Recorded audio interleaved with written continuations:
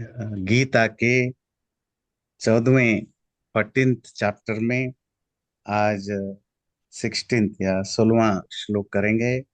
सत्व, रज, तम, इन तीन गुणों की जो अलग अलग नेचर है उसकी चर्चा हो रही थी। और स्पेशली मन के कॉन्टेक्स्ट में कैसे कभी एक गुण प्रीडोमिनेट होता है तो बाकी दोनों दबे हुए होते हैं। उससे क्या फर्क पड़ता है मन की स्टेट में, तो उस पर की डिस्कशन थी। कर्मणः सुकृतस्याहुः सात्विकं निर्मलं फलम् रजसस्तु फलं दुःख मज्ञानं तमसः फलम्। सुकृत कर्म, सुकृत कहते हैं अच्छे अच्छे कर्मों का फल निर्मल सात्विक होता है। रजसस्तु फलम दुखम, और रजोगुण का फल दुखदाई होता है, दुख होता है। और तमोगुण का फल अज्ञान या इग्नोरेंस या डेल्यूजन या अज्ञान के जितने मोड हैं, अलग अलग स्टेट, वो अज्ञान होते हैं। तो सुकृत सत्वगुण से रिलेटेड है, दुख रजोगुण से रिलेटेड है, मोह या अज्ञान जो डेल्यूजन है वो तमोगुण से रिलेटेड है। तो जितना व्यक्ति का मन सात्विक बनेगा उतना उसे सुकृत होंगे, सु मतलब अच्छे अच्छे कर्म होते जाएंगे। और उसका फल भी उतना ही निर्मल होगा, मतलब उसके मन बुद्धि विचार उतने ही क्लियर क्रिस्टल होते जाएंगे। जितनी रजोगुण की वृद्धि होगी, बढ़ती होगी, तो उतने दुख बढ़ेंगे। रजोगुण का कनेक्शन है कर्मों से, ध्यान दीजिए। कर्म से, लोभ से, इच्छा से। इच्छा के अलग अलग लेवल है। इच्छा का एक वर्जन है लालच, इच्छा का एक वर्जन है ईर्ष्या, इच्छा का एक वर्जन है क्रेविंग। तो इच्छा के बड़े सारे वर्जन होते हैं। और दुख इसी से आता है जीवन में। हमेशा ध्यान रखिए, जब हम दुख की बात करते हैं तो वो दुख नहीं जो आधि दैविक या आधि भौतिक दुख होते हैं, वो तो हमारे आपके कंट्रोल में नहीं है। हम्म। वो कष्ट है, दुख, वो एक अलग चीज है जहाँ आपके साथ कुछ एक्सटर्नल चीजों के कारण बुरा हो जाता है, वो तो आपके कंट्रोल में नहीं। पर हमारे जीवन में जब हम दुखी हैं, वो एक्सटर्नल चीजों से इतना नहीं होते हैं ना, वो हमारा मेंटल इशू के कारण होते हैं। और वो सब चीजें दुख रजोगुण की, रजोगुण का जितना वृद्धि होगी उतने दुख होंगे। जो हम मेहनत करते हैं, काम करते हैं, भाग दौड़ करते हैं, रिलेशनशिप बनाते हैं, जो कुछ करते हैं उसके लिए रजोगुण की जरूरत है। और इन सब चीजों के साथ अच्छा बुरा एक्सपीरियंस होता है, इससे दुख बनता है। तमोगुण में क्या होता है, जो डिल्यूजन जिसको कहा, वो उससे भी खराब होता है। दुख से भी बदतर कैसे होता है, अब इनको ऐसे समझिए। आपके जीवन में कुछ परेशानियां हैं, है ना, बीमार हैं, रिलेशनशिप ठीक नहीं चल रहा है, जो भी फाइनेंशियल है, सोशल है, फिजिकल है, तो आप दुखी हैं, परेशान हैं। और उसके बारे में सोचिए जो ड्रग लेता है हम्म, जो ड्रग एडिक्टेड है, उसके जीवन में क्या है, वो दुखों को भी नहीं रही, दुख उसमें 1000 गुना ज्यादा है, पर वो रियलाइज नहीं कर पाता है। ये ड्रग लेना क्या होता है, आपकी डिल्यूजन में डाल। जो लोग जादू टोना ज्योतिष वगैरह के पीछे पड़ते हैं, अब ऐसे लोगों को ऑब्जर्व करना। आपके आसपास ऐसे आपको बहुत लोग मिलेंगे। जितने भी लोग हमने देखा जो बहुत ज्यादा सुपरस्टिशन वगैरह में बहुत बिलीव करते हैं, आप देखेंगे उनका लाइफ मिजरेबल है। इसीलिए नहीं कि वो लाइफ मिजरेबल है इसीलिए ये सुपरस्टिशन में फंसे हैं। ये अंडा पहले की मुर्गी पहले के चक्कर में फंसे। मतलब या तो सुपरस्टिशियस हैं इसीलिए मिजरी में फंसे, या कभी लाइफ में कुछ छोटा मोटा दुख आए जिसका उन्होंने सही डायग्नोसिस नहीं किया, इस चक्कर में फंस गए और फंसते गए, वो सर्कल बन जाता। तो ये जो सुपरस्टिशन का मतलब होता है जब आप जादू टोनों में पड़ जाते हैं, ग्रह शांति और इन चीजों में पड़ जाते हैं, इंस्टेड ऑफ कि आप अपनी लाइफ की प्रॉब्लम को सॉल्व करें, तो आप वास्तु घर तुड़वाने, है ना, ज्योतिष, ग्रह शांति, शनि पूजा, ये जादू टोना, काला जादू वगैरह वगैरह इन सब चीजों में पड़ जाते हैं। वो लोग भी तो इसी कैटेगरी में आते हैं, जो दुख तो उनका कम नहीं होता है और उल्टा वो डिल्यूजन में और ज्यादा रहते हैं, अज्ञान, तो तमोगुण बढ़। तो ये जस्ट एग्जाम्पल दिया, बाकी आप सोच सकते हैं। एक होता है निर्मल क्रिस्टल क्लियर, है ना, ब्रिलियंट, जहां प्रकाश क्लियर हो। सत्वगुण बढ़ने पर सुकृत अच्छे कर्म होते हैं। रजोगुण में अच्छे बुरे दोनों कर्म होते हैं, बिकॉज अब इच्छा कामना, कामना के अलग अलग जो जो उसके स्वरूप है, जिसके कारण हम दुखी दुखी रहते हैं। तमोगुण, क्योंकि आप तमोगुण एरा मतलब आपको स्तब्ध बना देता है, आपकी डोर्मेंट स्टेज में ले लेता है, आपका बुद्धि ठीक से काम नहीं करती है। तो आप अज्ञान, मोह, अज्ञान मतलब इग्नोरेंस, मोह मतलब डिल्यूजन, इनमें फंसे रहते हैं और फंसते जाते हैं, फंसते जाते हैं। सत्वात् संजायते ज्ञानम, रजसो लोभ एव च, प्रमाद मोहौ तमसो भवतो ज्ञानमेव च। सत्वात्, सत्व से, सत्व जब बढ़ता है मन में, देखिए ये सब वो है जो माइंड में कौन सा गुण बढ़े घटे तो क्या उसका इम्पैक्ट पड़ता है हमारी पर्सनालिटी पर, हमारे व्यक्तित्व पर। सत्वात् संजायते ज्ञानम, जब मन में सत्व बढ़ता है तो ज्ञान पैदा होता है, ज्ञान, नॉलेज। रजसो लोभ एव च, रजोगुण के से लोभ, ग्रीड, क्रेविंग, पैशन, ये पैदा होता है। प्रमाद मोह अज्ञानमेव च तमसो भवत, और तमोगुण बढ़ने से तीन चीजें, पहले कि अज्ञान, इग्नोरेंस, प्रमाद, नेग्लिजेंस, और मोह, डिल्यूजन, ये तीनों पैदा होते हैं। एक दूसरे तरह की है। तो जब आपके मन में सत्व रज तम बढ़ते हैं तो क्या सिम्टम होता है? सत्व गुण प्रकाशक होते हैं, इल्यूमिनेटिंग होने से आपका ज्ञान बढ़ता है या ज्ञान पाने की इच्छाएं बढ़ती है। और ऐसा ज्ञान जो आपको हेल्प करे, एनलाइटनमेंट का सुप्रीम वाला नहीं, मतलब आपको समझने में, आपकी बुद्धि को, विजडम को विकसित करने में या डेवलप करने में हेल्प करता है। रजोगुण बढ़ने से क्रेविंग बढ़ती है, लालच बढ़ता है, और पाने की और करने की, ये सब बढ़ता है। और तमोगुण में तीन चीजें होती, और ये तीनों एक्चुअली एक ही चीज के अलग अलग शेड हैं।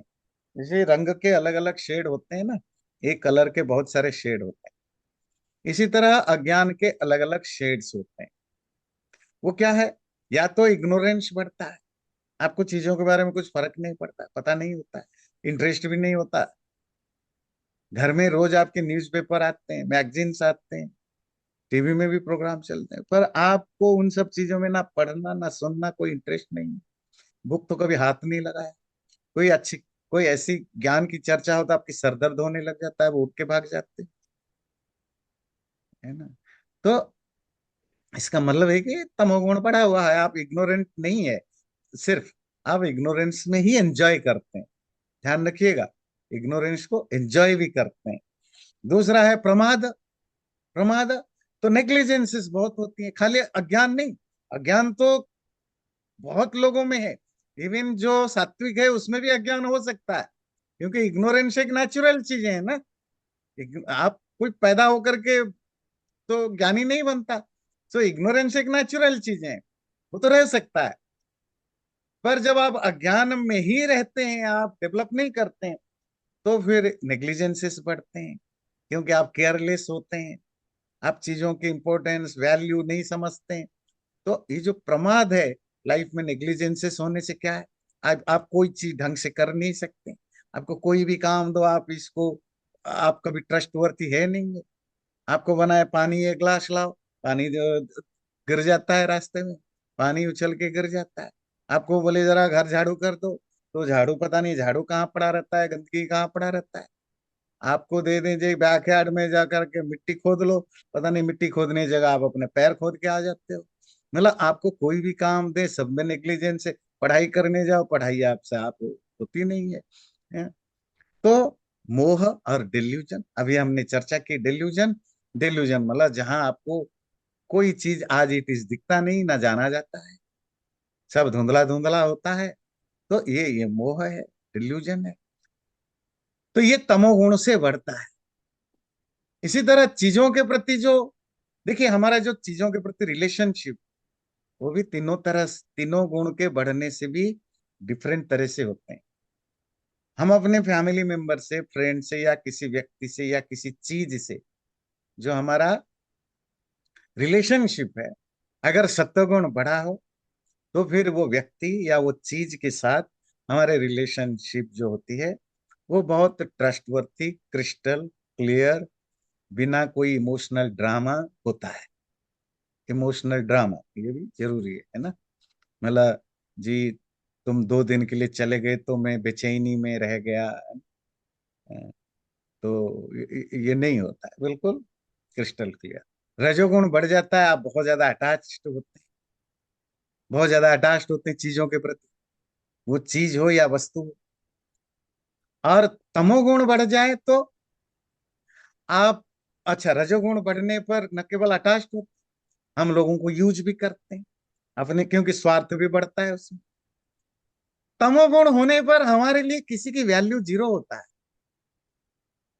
वो इंसान हो, पशु हो, पक्षी हो, हमें किसी को मारने में एक कोई एक रत्ती भर की फर्क नहीं पड़ता दिल में, है ना। कोई कोई दुख से तड़प रहा है, आप देखोगे आपको कुछ फर्क नहीं पड़ता, आप इमोशनलेस हो जाते। तो रिलेशनशिप में भी आपका जो कनेक्शन है, वो आपके गुणों के कम बहुत होने से दिखता है। गुरुजी, एक प्रश्न उठता है इसमें। हाँ बोलिए। तो गुरुजी, अगर हम सात्विक कर्मों की तरफ जाएं तो हम्म, हमें तो कर्म तो करने पड़ेंगे। तो हम, ठीक है, हम तमस को छोड़ देते हैं। फिर करने के लिए तो राजस रजस गुणों को तो बढ़ाना पड़ेगा ना, सात्विक कर्मों को करने के लिए भी। बढ़ाने की जरूरत नहीं है। बात है कि कर्म करने के लिए रजोगुण की जरूरत है, पॉइंट ये है ना, नहीं। जी।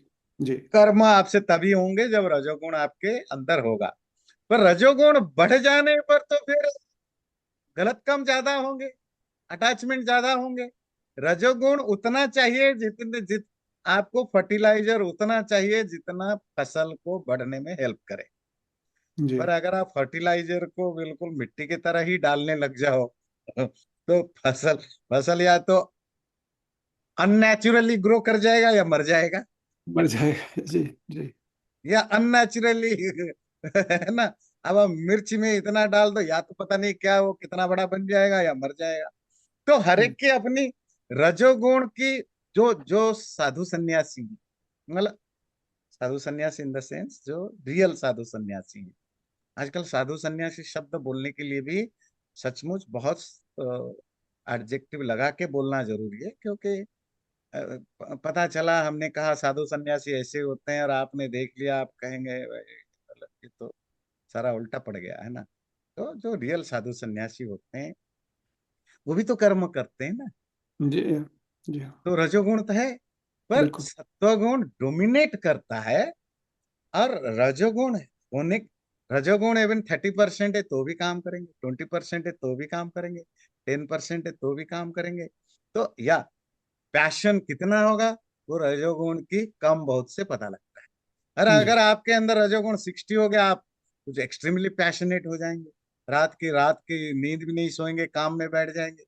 अगर 10-15% हुआ, आप सिर्फ उतना ही करेंगे जितनी जिंदा रहने के लिए जरूरत है, बाकी चीजों को नहीं करेंगे। जी। बात समझ में आती है। बिल्कुल। तो इवन सात्विक व्यक्ति के अंदर तमोगुण तो अभी भी है। तमोगुण, ये सब चीजें गायब नहीं होंगे, ये सिर्फ हाँ, सब है। प्रीडोमिनेट नेचर की डिस्कशन हो रहा जी जी। है।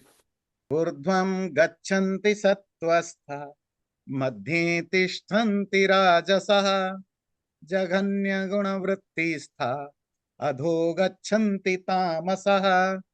जो सत्वस्थ व्यक्ति हैं, जो सत्वगुण में सिचुएटेड है, जिनका मन, वो ऊर्ध्व जाते हैं, वो ऊपर उठते हैं। मध्य तिष्ठन्ति राजसा, जिनके अंदर रजोगुण बढ़ा हुआ है, वो मिडिल लेवल पर रहते हैं। जघन्य गुणवृत्ति स्था तामसः, और जो तमोगुणी और जो जघन्य, बहुत ही आ, क्या कहेंगे, बहुत ही डिस्कास्टिंग चीजों में इन्वॉल्व रहते हैं, अधो गच्छन्ति, वो नीचे जाते हैं। ऊपर जाना, नीचे जाना और बीच में रहना, तो इसका कोई लिटरेरी में मत लीजिए। जैसे हम कहते हैं ना भाई, ये आदमी तो, इसका फॉल डाउन हो गया। फॉल डाउन का अर्थ नहीं है कि वो जमीन पर गिर गया या पेड़ से गिर गया। फॉल डाउन होना, उसकी पर्सनालिटी में कमियां आने लगी। जो एक वो हाई कंडक्ट की व्यक्ति थी, अब वो लोअर कंडक्ट वाला व्यक्ति हो गया, है ना। पहले बहुत हाई वैल्यू वाला था, अब लोअर वैल्यू वाला हो गया। तभी हम कहते हैं कि ये व्यक्ति गिर गया। ये बहुत ऊंचा व्यक्ति है, पहुंचा है वो, है ना। ऊंचा व्यक्ति मतलब या तो बहुत पावरफुल है, बहुत नॉलेजेबल है, बहुत एक्सपर्ट है, बहुत पैसा वाला है, या सोशियली वो स्टेटस रखता है, कुछ ना कुछ जो ऊंचा रखता है। इसी भाव से लेंगे। सत्वगुण जो व्यक्ति, अर्थात जो व्यक्ति मतलब जिस व्यक्ति का मन, ये एक्चुअली ये सब चीजों में मन की बात हो रही है। क्योंकि आपके शरीर के अंदर सत्वगुण बढ़ जाए तो क्या क्या काम करेगा? तो लाइट बढ़ जाएगी। ऐसा तो नहीं ना। ये सब मन का खेल है, मन की बात है। तो जो व्यक्ति सत्वगुणी जिसके अंदर बढ़ गया है, जिसके मन में, वो ऊपर उठता है। मतलब वो इस जीवन में भी उसकी जो मोरालिटी, उसकी जो वैल्यूज, उसकी जो वर्च्यूज, उसकी जो लाइफस्टाइल हायर होता है, और जिसका रिजल्ट भी हायर होता है। और मरने के बाद भी उसको ऊपर लेवल का जन्म मिलता है, फर्स्ट क्लास का जन्म मिलता है। कि फर्स्ट क्लास क्या होता है? फिर मरने के बाद तो इसे मोक्ष नहीं मिलता, या वेदांत में पढ़े हैं, सत्व रजस सत्व, आप 100% सत्व गुणी हो जाए तो भी नहीं मोक्ष मिलने वाला।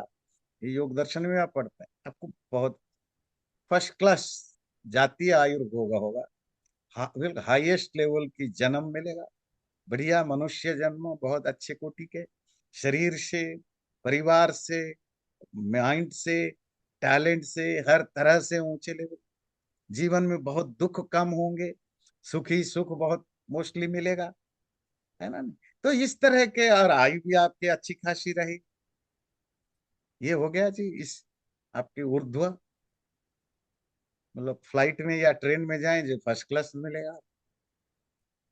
अब मध्यम, मध्य तिष्ठन्ति राजसा, अगर रजोगुणी नेचर वाला है तो व्यक्ति बीच में रहता है। बीच में मतलब फर्स्ट क्लास के बाद क्या आता है कि भाई वो प्रीमियम इकोनॉमी कुछ तो बिजनेस आता है। क्लास गुरु जी, बिजनेस क्लास। अच्छा, फर्स्ट क्लास के बाद बिजनेस क्लास आता है। जी। तो जी आपको बिजनेस क्लास मिलेगा। तो बिजनेस क्लास में थोड़ा फर्स्ट क्लास से कम है, क्योंकि आप अच्छा बुरा दोनों में रहते हैं, अटैचमेंट भी बहुत है। तो हो सकता है आपको मनुष्य जन्म में मिले, सुख दुख भरा मिले। आम आदमी हो, मिडिल क्लास हो, लोअर मिडिल क्लास हो, गरीब हो, या जो भी है, ये तो फाइनेंशियल हो गया। एक एवरेज इंसान की तरह हो सकता है। क्या पता आपकी रजोगुण बढ़ा हुआ है पर तमोगुण थोड़ी सी ज्यादा हो गई है, पशु जन्म भी मिल जाए, पर अच्छी क्वालिटी की पशु जन्म, जहाँ आप पशु होने पर भी बहुत ज्यादा कष्ट, टर्चर आपके साथ नहीं होता है, आपके साथ जुल्म नहीं होता है। क्या पता कि आप अमेरिका के, यूरोप के, या भारत में बहुत रीच लोगों के घर में कुत्ता बन के ही पैदा हो जाए। तो ये भी मध्यम कैटेगरी में आएगा। मतलब जन्म तो, चलो शरीर तो मिल गया, पर आप खूब एंजॉय करते हैं, आपको 24/7 आपको प्यार ही प्यार मिलता है। बच्चों को तो चार डांट पड़ जाती है, पर कुत्ते को तो हाथ भी नहीं लगाना छोड़िए, कुत्ता को कुत्ता बोल दो तो उसके ऊपर नाराज हो जाए लोग। इतना प्यार कहाँ मिलता है ना, ये तो कोई है ना। तो क्या है कि ये भी मध्यम कैटेगरी में ही आ सकता है, मतलब मध्यम कैटेगरी में भी तो बहुत सारे कैटेगरी होंगे। और तमोगुण बढ़ा हुआ हो तो अधोगच्छन्ति जघन्य गुण।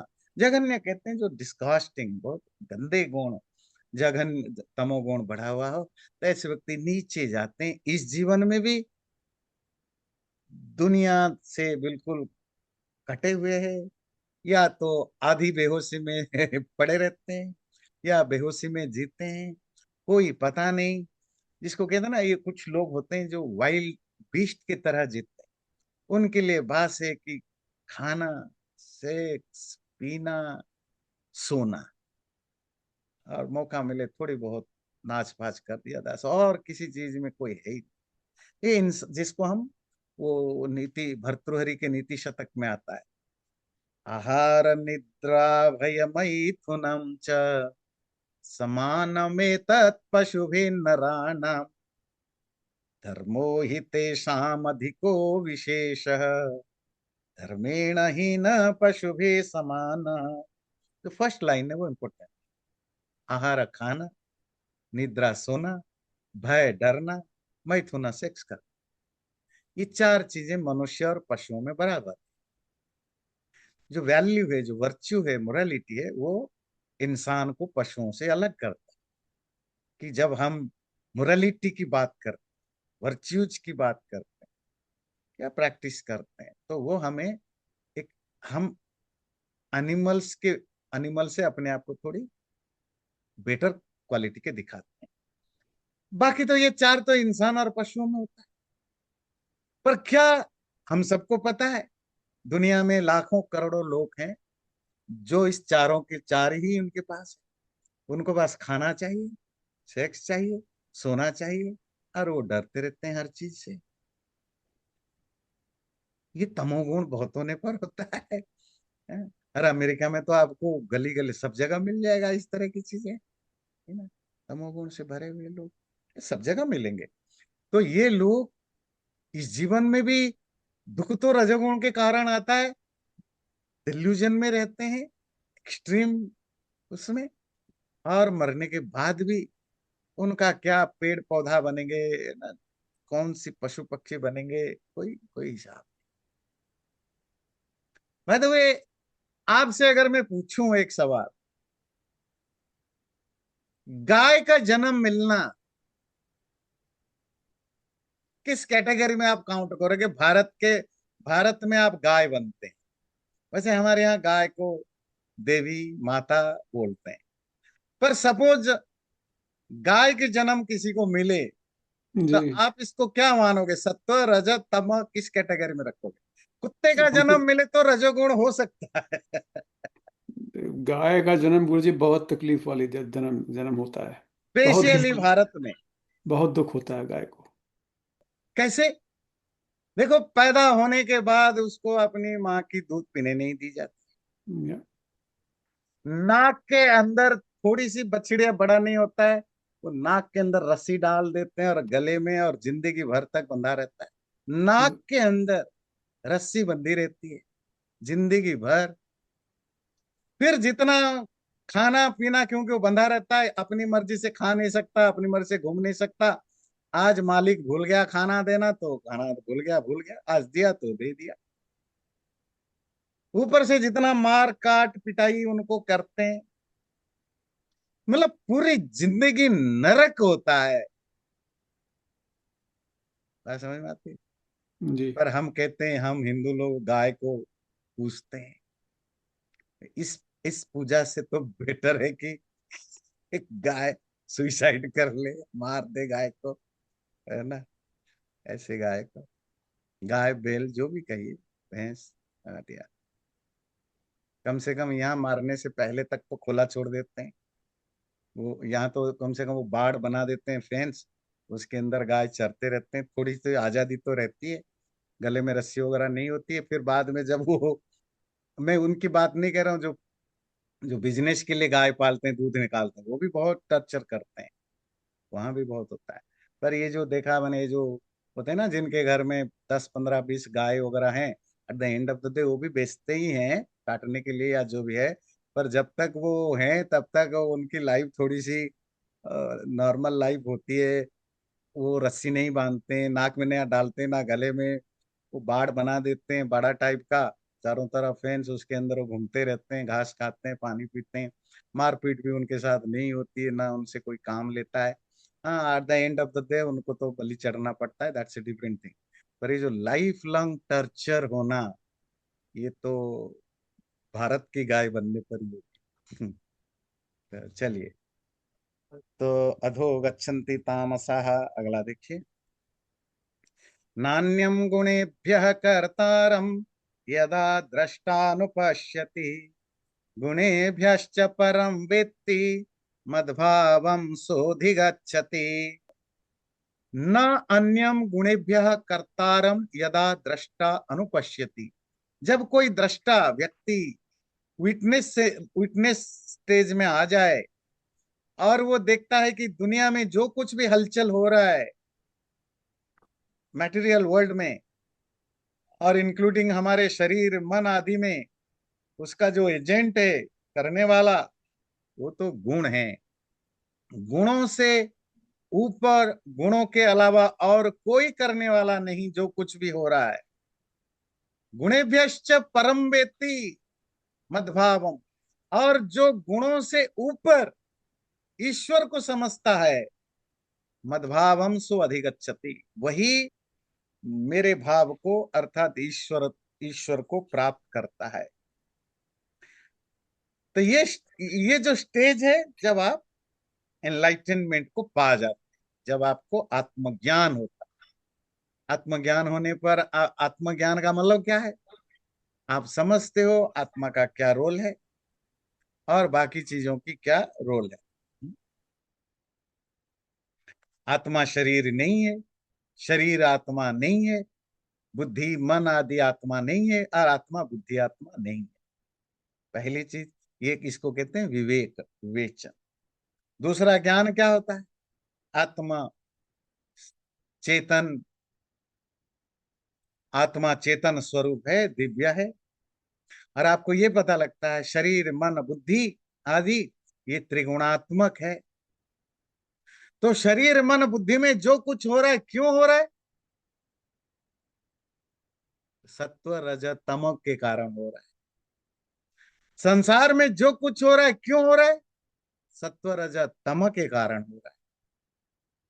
उसके ऊपर और कुछ नहीं है, उसके अलावा और कोई कुछ नहीं कर रहा है। यही जो ज्ञान समझना, यही है यथार्थ ज्ञान, यही है सही ज्ञान। इसी से यही ज्ञान आपकी हो जाए तो विवेक शक्ति जग गई। और जब आप उस स्टेज में पहुंच जाते हैं तो हाँ, फिर उस समय आपको ये भी ज्ञान होगा क्या, कि इसके ऊपर अगर कोई और है, गुणों के ऊपर, वो है वो चेतन तत्व परमात्मा। बस अगर आप उसको रियलाइज कर लिया तो आप परमात्मा को प्राप्त कर जाते। इस श्लोक में पहली लाइन में एक बड़ी इंटरेस्टिंग आंसर है जो हम हर जगह सुनते हैं, स्पेशली अब्राहमिक विचारों से बहुत ज्यादा इन्फ्लुएंस्ड होने के कारण दुनिया का हर व्यक्ति, वो एथिस्ट हो, वो हिंदू हो, वो बुद्धिस्ट हो या क्रिश्चियन हो, मुस्लिम हो, ज्यूस हो, कोई भी हो, ये सवाल पूछते रहते हैं, आर्ग्यू करते रहते हैं कि हम भगवान को नहीं मानते हैं, क्योंकि भगवान अगर रहता तो क्यों दुनिया ऐसी है, क्यों भूकंप आता है, क्यों बाढ़ आता है, क्यों एक्सीडेंट होता है, क्यों कोई बुरा है, क्यों कोई अच्छा है। जो नास जो जो मानता है वो भी कहता है सब ये भगवान कराते हैं।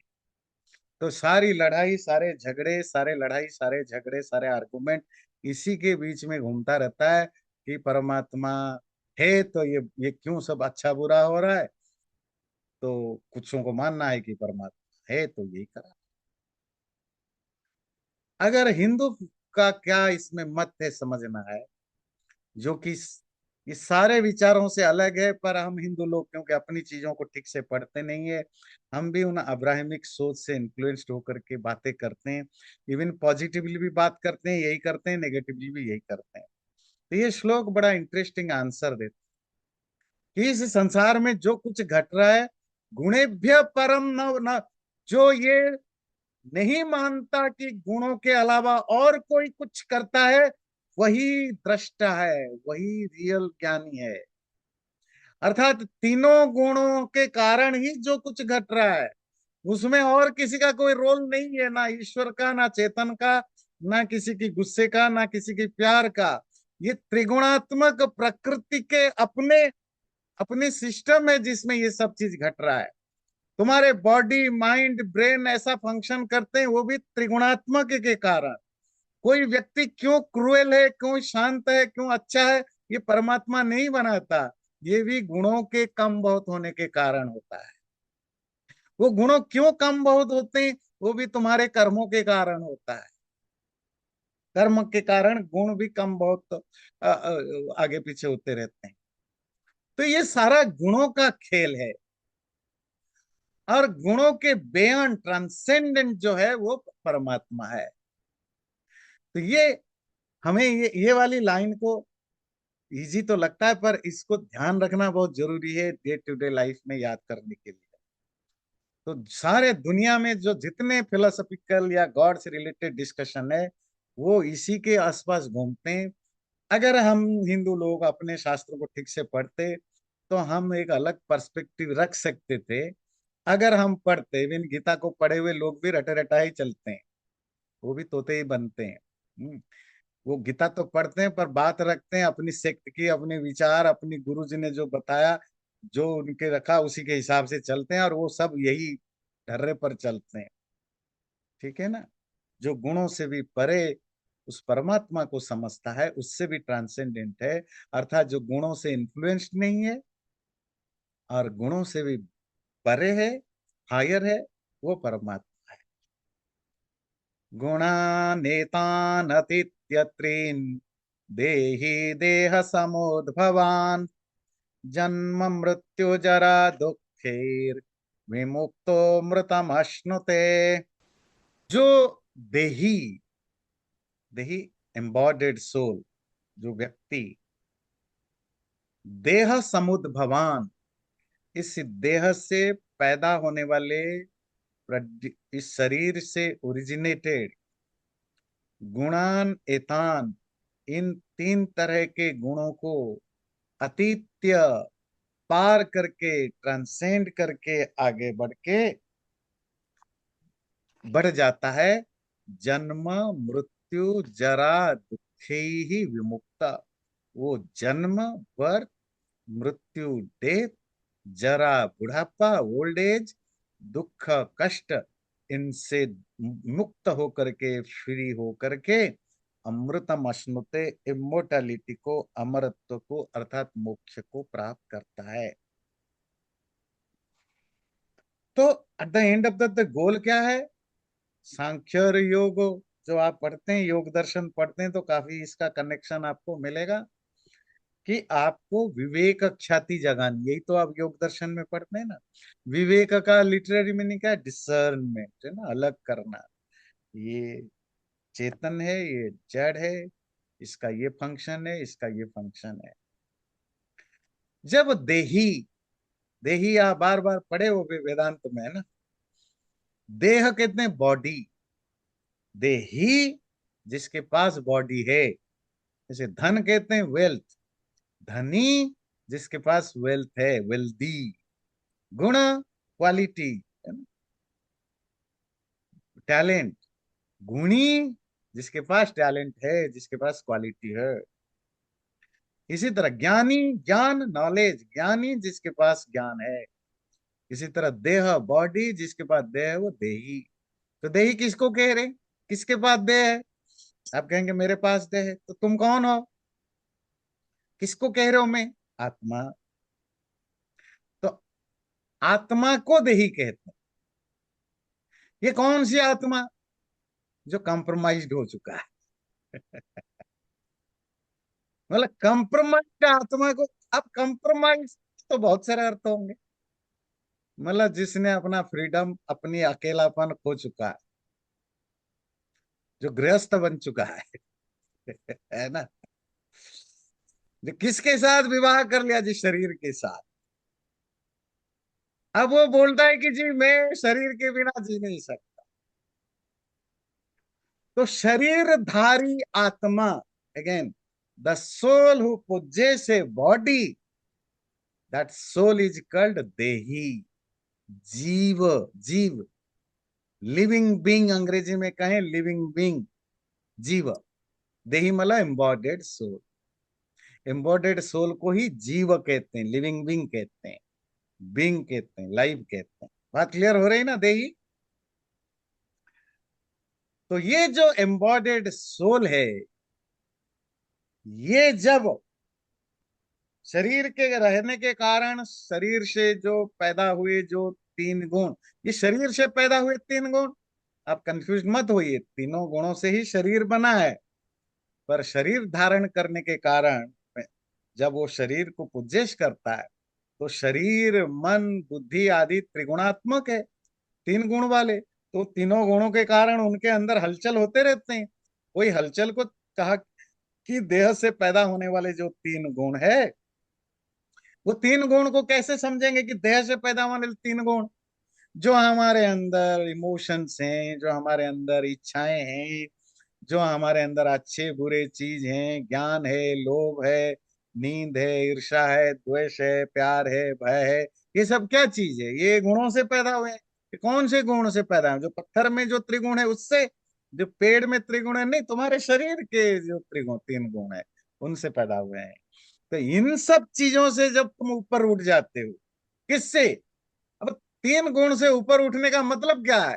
भाई मैं कैसे सत्व रजत तम से ऊपर उठूंगा?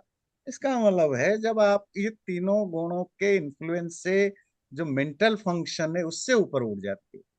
लोभ, मोह, ईर्ष्या, द्वेष, ये संस्कृत में बोल रहा हूँ सब, मेरे ख्याल से मैं यही एक्सपेक्ट कर रहा हूँ कि सबको समझ में आ रहा है, क्योंकि आप इतने दिनों, लोभ मतलब ग्रीड है ना, मोह मतलब डिल्यूजन, ईर्ष्या मतलब जेलेसी, द्वेष मतलब अवर्शन, आदि आदि आदि। इन सब पॉजिटिव नेगेटिव, इनसे आप ऊपर उठ जाते हो, तो क्या होता है? वो वही होता है जो कोई आत्मज्ञानी का होता है, क्योंकि इस इन चीजों से आप ऊपर तभी उठोगे जब आप आत्मज्ञानी हो जाओगे। जन्म मृत्यु जरा दुखेर विमुक्ता, विमुक्त कहते हैं लिबरेटेड, मुक्त हो जाते हो। किससे? दुखों से। किन दुखों से? तीन तरह के दुख से। पैदा होने का दुख, मरने का दुख, और बुढ़ापा का दुख। देखो जीवन में सबसे बड़ा तीन ही दुख है। पैदा होने का प्रोसेस, माँ के पेट में आना, इतने दिनों तक रहना, फिर पैदा होना, ये जो बचपन के एक दो तीन चार साल, ये सबसे दुख भरी चीजें हैं। आप कहेंगे नहीं, बच्चा पैदा होने पर तो खुशी आती, खुशी आपको आती है। आप माँ बाप, भाई बहन, ग्रैंड पेरेंट्स, आप खुशी मनाते हैं। और भगवान ने ऐसी व्यवस्था बनाई, हम 6 महीने के, 1 साल के, 2 साल के, 3 साल, 1 2 साल के क्या हम फील करते थे हम भूल जाते हैं, हमें याद नहीं रहता। पर वो सबसे ज्यादा वनरेबल स्टेट होता है। वो बच्चा इतना हेल्पलेस फील करता है, वो चलने की कोशिश करता है, गिर जाता है, वो बार बार सोचता है मैं क्यों नहीं चल पाता, अपने आप को कोड़ता है। पर प्रॉब्लम है कि भगवान ने उसकी मेमोरी इतनी शॉर्ट दे रखी है, वो 4 दिन के बाद फिर भूल जाता है। वो क्या खाएगा नहीं खाएगा, इच्छा अनिच्छा की कोई वैल्यू नहीं। माँ बाप, वो अगर माँ बाप अच्छे पड़ गए तो भी जबरदस्ती खाए, माँ बाप बुरा पड़ गए तो बहुत बुरी तरह से खाएगा। क्या खाएगा, क्या पिएगा, क्या सोएगा, कब सोएगा, क्या करेगा, सब चीजें उसके कंट्रोल में कुछ भी नहीं। किसको अच्छा लगता है ये कि भाई मेरी मर्जी के खिलाफ मेरे साथ जो कुछ होना है हो? तो वो बड़ा पेनफुल, एक्चुअली पेनफुल जर्नी है। खुशी तो बाकियों को होती है। बच्चा जब उठने की कोशिश करता है, गिरता है, हम ताली बजाते हैं, देखो बच्चा पहली बार उठा, ठीक है, हम खुश होते हैं।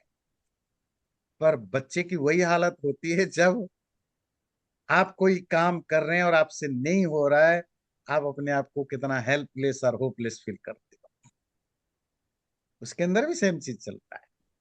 आगे बड़े होकर हम भूल जाते। पेट के अंदर रहते समय भी उसकी संज्ञा होती है, उसकी संज्ञा मतलब उसकी चेतन कॉन्शस चीज होती है।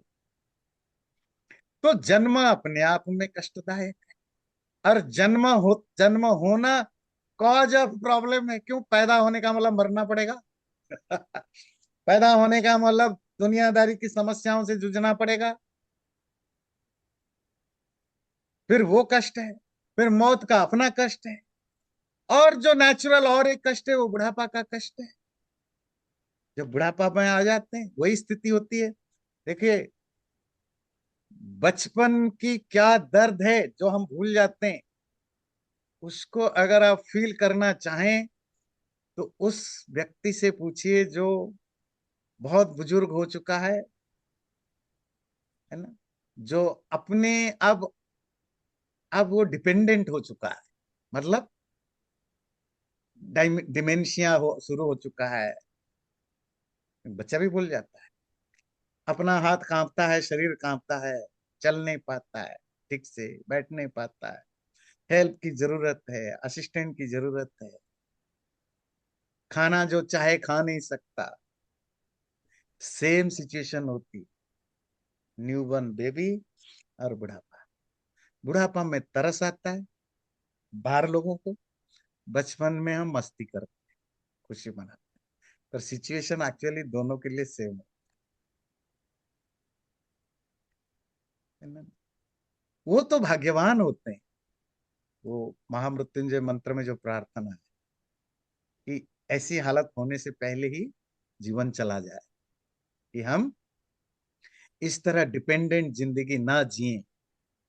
और हमारी सारी प्रार्थनाओं में, वैदिक प्रार्थनाओं में जो एक बहुत ज्यादा आता है क्या, कि हम जितना दिन जिए अधीन होकर जिए, अधीना श्याम शरद शतम, मतलब दीन बन के, बेचारा हेल्पलेस होकर के ना जिए। कष्टदायक होता है ना, ना जिए। इवन हम जो जो फेमस मृत्युंजय मंत्र है उसकी प्रार्थना में भी हम यही करते हैं प्रभु से, क्या, उर्वारुकम इव, उर्वारुक पके हुए फल के तरह। ये उर्वारुक एक पर्टिकुलर फल होता है जिसको स्वीट मेलन कहते हैं। पके हुए तरबूजे की तरह। पके हुए फल क्या होता है कि वो अपने जो पेड़ के साथ कनेक्शन है वो इतनी सॉफ्ट रहता है, हल्की सी झोंके में गिर जाता है। बोले इसी तरह मुझे मौत मिले, उर्वारुकमिव मृत्युर मुख्य मौत से मुझे छुटकारा मिले, उस फल की तरह। अर्थात वो कच्चे फल की तरह नहीं जो पत्थर मार मार के, डंडा मार मार के टूट नहीं रहा है, तो गिर नहीं रहा हूं तो टर्चर और हो रहा है। हवा रोज पीटता है तब भी नहीं गिर रहा हूं। बात समझ में आती है? तो हमारे यहाँ ये बड़ी प्रार्थना इसमें होती है, क्योंकि लोग, भाई ये तो लाइफ की एक्सपीरियंस है ना। जरा बुढ़ापा का जो कष्ट है, और यकीन मानिए आजकल बुढ़ापा बहुत आसान है जीना। टेक्नोलॉजी डेवलप हो गई है, व्हील चेयर्स हैं, बाकी बहुत सारी सुविधाएं हैं। अ, अगर ईश्वर की कृपा से पैसा है तो आप मेड रख लेते हैं, नर्स रख लेते हैं, बहुत सारी सुविधाएं हो गई हैं। आप सोचिए, आज से 200 400 500 साल पहले, या आज भी जो लोग गरीबी में रहते हैं, जिनके पास कोई साधन नहीं है, उनके बुढ़ापा की क्या हालत है। बड़े रहते हैं, कोई पूछने वाला नहीं। जो गरीब घर के होते हैं ना, सपोज मजदूर क्लास, वो अपनी माँ की या बाप की सेवा करें या काम करने जाए। काम करने जाएंगे, दिहाड़ी लाएंगे, डेली पेमेंट लाएंगे, कितने दिन पड़े रहेंगे तो भूखे मर जाएंगे। तो वो जो बीमार बाप या माँ जो चल नहीं सकता, उठ नहीं सकता, वो दिन भर पड़ा रहता है, कोई मशीन नहीं, कुछ नहीं है। मतलब मैं ज्यादा डिस्कशन करूं आप डिस्कस्टिंग लगेगा, वही मल मूत्र वगैरह से सड़ता रहता है, भूखा प्यासा। फिर रात को आएंगे, कोई तो कुछ पोंछ पा दिया, खिला दिया तो नहीं। पहले जमाने में तो इसीलिए साइंस साइंस टेक्नोलॉजी के डेवलपमेंट, फाइनेंशियली अच्छी खासी सुविधा होने से थोड़ी सी बुढ़ापा में लाइफ जीना आसान हुआ है, पर इतना भी नहीं है जो नेचुरल प्रॉब्लम है। इसलिए बुढ़ापा भी दुखदायक है, और मृत्यु तो दुखदायक है ही। बोले ये तीनों तरह के दुख से वो व्यक्ति छूट जाता है। हम इन चीजों को भूल जाते हैं जवानी की जोश में, 50-60 की एज में खूब पैसा होने के जोश में भूल जाते हैं कि हमें भी उनसे गुजरना है। पर जो व्यक्ति पारखी नजर वाला, जिनको लगा ये सब बेकार है जिंदगी में, तब तो फिर वो तैयारी कर लेता है कि इन गुणों से ऊपर उठें। अगर आप इन गुणों से ऊपर उठ गए, एनलाइटनमेंट को प्राप्त कर लिया, तो आपको क्या नहीं होगा? पैदा नहीं होंगे। बस एक ही प्रॉब्लम, एक ही बटन को आप दबा दीजिए, सारे प्रॉब्लम सॉल्व। पैदा नहीं हुए ना, जन्म होने की बचपन का दुख है, कष्ट है, ना बुढ़ापा का कष्ट है, ना मौत की खौफ है, कुछ नहीं। और पैदा हो गए, बाकी इन सब से गुजरना पड़ेगा। और आप पिछले बार तो हम चर्चा कर रहे थे, कितने बड़े बड़े एनलाइटेंड लोग, ज्ञानी विद्वान लोग, मतलब अध्यात्म ज्ञानी लोगों को भी कितनी शारीरिक कष्ट से गुजरना पड़ा है, क्योंकि पूर्व जन्म के संस्कार के कारण। तो जन्म हो गए तो भोगना पड़ेगा। इसीलिए हमारे यहाँ एक बड़ी इंटरेस्टिंग थ्योरी डेवलप, जिन लोगों को मौत से डर लगा, उन्होंने मौत पर काम नहीं किया, उन्होंने काम किया जन्म पर काम, बर्थ पर काम। उनको पता चला कि मौत प्रॉब्लमेटिक है, पर इसका जड़ जो है ना, वो यहाँ नहीं है, इसको तो ये पैदा होने में है। इसलिए हमारी पूरी स्पिरिचुअलिटी की जो गोल है, वो मौत को जीतना नहीं, जन्म को जीतना, कि पैदा ना हो। ये बड़ी इंटरेस्टिंग थ्योरी है। दुनिया में किसी कल्चर में आपको नहीं मिलेगा ये थ्योरी। ये जो निर्वाण या जो कैवल्य या मुक्ति की थ्योरी है, ये जो मुख्य कंसेप्ट है, मुख्य कंसेप्ट में मौत कर काम नहीं होता है। मौत प्रॉब्लमेटिक है ये जानने पर काम होता है बर्थ को रोकने। और बर्थ रोकने कैसे? जब आप एनलाइटनमेंट को प्राप्त होते हैं, वो तो प्रोसीजर आपको पता है, कर्मों को निष्काम कर दें, अटैचमेंट छोड़ दें, आदि आदि आदि कैसे होता है।